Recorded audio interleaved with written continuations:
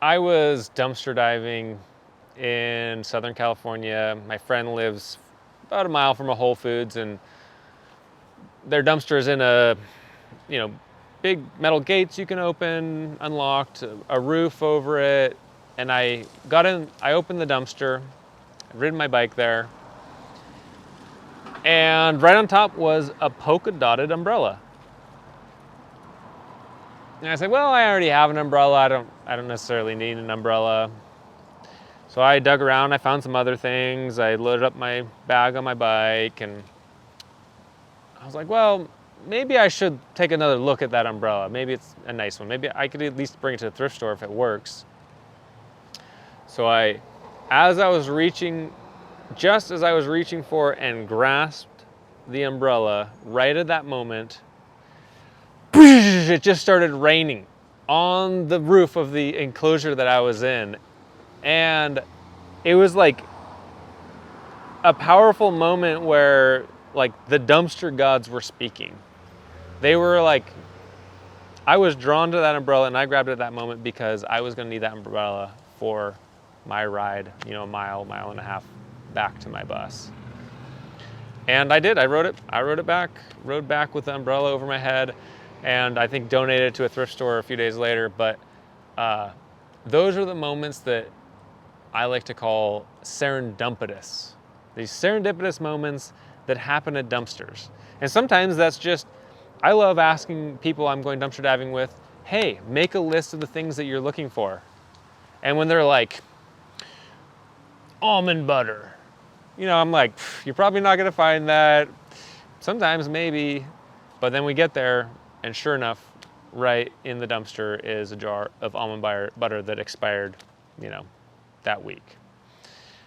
So there are these moments of serendipity that can and do occur all the time when dumpster diving. Another time I was dumpster diving with my partner Allie, and we were going to a festival, and I'd given her this old flip phone. This is about 10 years ago. Given her this old flip phone that needed a very special charger. It was not a regular mini USB, micro USB iPhone. It was some weird charger. She didn't bring the charger. She couldn't charge her phone. And we went dumpster diving at this bakery, and we opened the dumpster. There was nothing in it, but across the alley was an apartment building, and we opened the dumpster, and sitting on top was a laptop bag. And I opened the laptop bag, and inside was just dozens of different chargers. And included in that was the one proprietary charger that Allie needed for her cell phone. So moments like that happen, and they're pretty amazing. I was spending time with my friend Tara of Fermentation on Wheels in her bus, helping her do some solar retrofitting, but building a wood cabinet for some of her solar components. And I had dumpster dove some flaxseed oil in Phoenix a month before, and flaxseed oil is the same thing as linseed oil. And so we finished the cabinets with some of that, and I was just talking about linseed oil, and she was gonna be building some more things, and I was just, sharing that information. And about a month later, she traveled through Phoenix, I recommended the same dumpster to her, and she found a bottle of expired flaxseed oil in the same dumpster, and which she carried along with her, and I think used to finish some wood. So yeah, there's just odd, fun synchronicities that can happen while dumpster diving. I also like to bring some joy and lightheartedness, especially when dumpster diving during the day.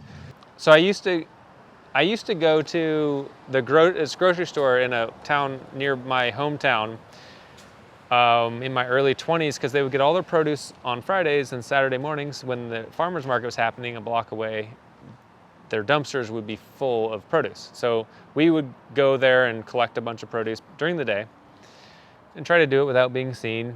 But one day there was about 3 or 4 of us, and we all had clown noses on.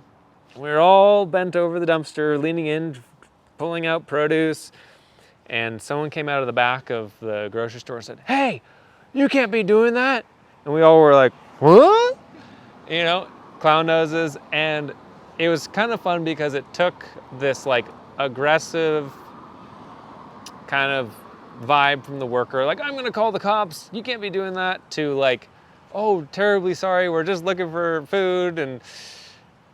And it kind of transformed that situation into one of, you know, by the end of it, the worker was just saying, oh, you have to talk to the manager before you can take anything, basically. We're like, terribly sorry, we will be on our way.